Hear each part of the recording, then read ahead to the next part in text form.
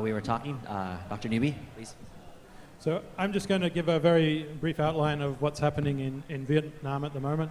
And there's many colleagues from Vietnam here who will know this probably better than me, so you can discuss with the next few days. You can see from the graph that the area in Vietnam increased quite rapidly during the early 2000s, but according to official statistics, it's kind of leveled out at around 500,000 hectares. In the forward-looking plans, the ministry is hoping to maintain it at that level and not let it exceed that. But we know from talking to the industry, not on the books, that the estimation is much beyond that. So we hear estimates of 700,000 hectares and beyond. But if we assume that area is going to be constrained, then any increase in production has got to come through what Simon says. It really has to be about yield increases. And we did go through that rapid increase in yields during those years when the first varieties were released, many of them coming from Thailand. But things have slowed down in recent years. So production has been gathered from neighbouring countries largely. So the value chains have been extended into the countries that Tin spoke about, Laos and Cambodia particularly. So at the moment, average yields are around 18.5 tonnes per hectare and for that area. And you can see that the biggest variety still in Vietnam is KM94, which is KU50. So that was released in Vietnam in 1995. Which is Thai tapioca. That's a Thai bred variety and released. But still 60% based on estimates of experts in the country. So it's been quite a few years since that variety was released. So work on varieties is still important. But when we think about Vietnam, it's a fairly diverse country from north to the south. So when we look at average figures, it's a little bit dangerous because there's some very productive areas of Vietnam with very high yields and then some very challenging areas to grow cassava where yields are still quite low, so on steep slopes and more marginal climatic conditions. So if you narrow that down and look at it at a finer scale, you can see there's areas in the south with very high yields, and then in areas in the north where yields are still around 10 tonnes per hectare. So when policymakers look at national yields, it's often a little bit misleading. So in terms of the processing capacity, it's developed. There's now over 100 large and medium starch factories within the country. And there's a high competition for routes between those and the other value chains, including, as Simon mentioned, the demand for chips into China has really pulled up the price. So many of these factories don't have sufficient raw material to operate at that capacity, so many factories are doing it tough. You can see here where these factories are located. So there's a big group in Tay Ninh province, so over 49 of those large and medium factories in one small area in the south there. And then you have factories like in that top one picture producing very small amounts of wet starch that go into some of the local value chains, into the maltose production. Very different value chains throughout the country. So as I said, you basically have an industry now that it's a regional industry. So you have processors in the south of Vietnam that are largely dependent on feedstock from Cambodia during the off-season.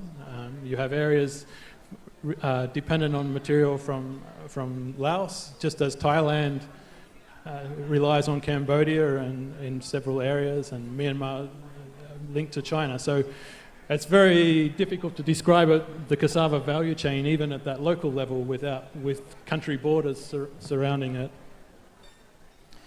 In terms of the export value for Vietnam, it's now over $1 billion export crop, and that was quite significant even just to cross that boundary, because it meant that the government kind of woke up.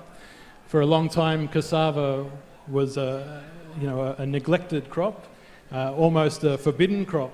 So the incentives weren't there for the industry to invest, but things are perhaps changing a little bit at the moment, which is encouraging. Will it be possible that somehow cassava will be more important to Vietnam compared to rice or coffee or other crops that's there at the moment? I think there's always the big crops that get support from the government. It's never going to be important as rice in terms of food security and as an export crop.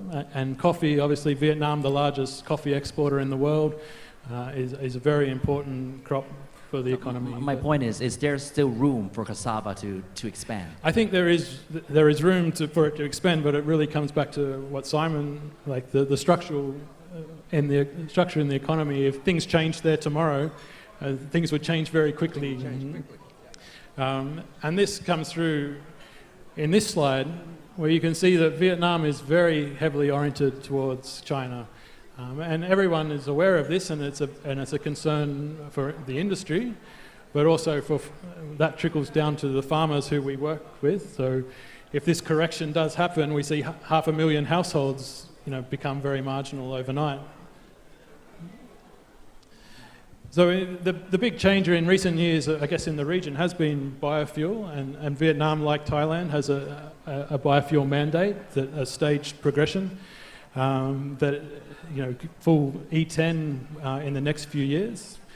But there's 7 factories, but again, for the reasons that Simon outlined, they're all doing it very tough. They made these investment decisions when the root price was much lower than it is today, and so they're struggling to get the feedstock. And the government has just responded by putting on an excise on export of chips to Thailand, a 5% excise, which may help them secure roots a little bit, but it's still a big challenge for the industry. So if you look at this as nominal prices, perhaps this one's more interesting. You can see that the rise in roots in Vietnam has gone much beyond what's happening in Thailand. So for a starch producer or a biofuel factory, it's pretty challenging on those margins.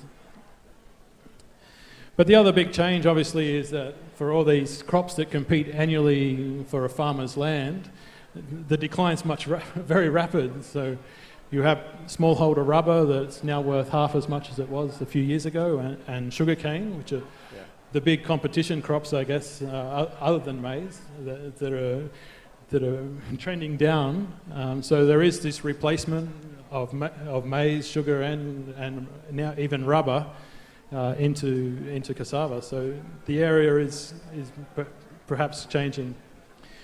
So the policy, whilst this limitation in area hasn't really been binding, it's definitely not provided any incentives for the extension system to get technology out to farmers. Regional governments have downplayed cassava rather than promoting it. But this recent recognition that it's a $1 billion export earner and millions of households' livelihoods depend on it, I think is changing the view, which hopefully does lead through into more money for research and development.